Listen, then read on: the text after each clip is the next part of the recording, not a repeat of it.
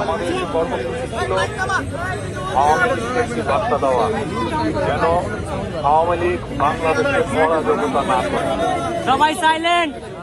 আমাদের আজকে একটি আনন্দের দিন। ফ্যাসিবাদের নেত্রী শেখ হাসিনার ফাঁসির আদেশ হয়েছে। আমরা আজকে এই ফাঁসির আদেশ উদযাপন করব। আজকের মতো আপনাদের রিকোয়েস্ট করে অনুরোধ করছি, এই যে অবশেষটা আছে এটা কয়েকদিন পরের জন্য আমরা তুলে রাখি। আমরা এখানে আবার আসবো, এইটাকে চূর্ণ বিচূর্ণ করে দেবো ইনশাআল্লাহ। আপনাদের কাছে শপথ, এই ফ্যাসিবাদের আতুল ঘর থাকবে না।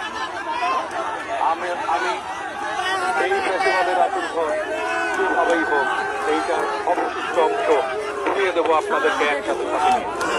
আজকের মতো আপনাদেরকে অনুরোধ, আজকের কর্মসূচি স্থগিত করে আপনারা বাসায় ফিরে যান। আপনাদের সাথে আবার দেখা হবে, আবার লড়াইয়ের মাঠে দেখা হবে, রাজপথে দেখা হবে, 32 নম্বরের সামনে দেখা হবে, 32 নম্বর ভাঙার উৎসবে দেখা। ইনকিলাব।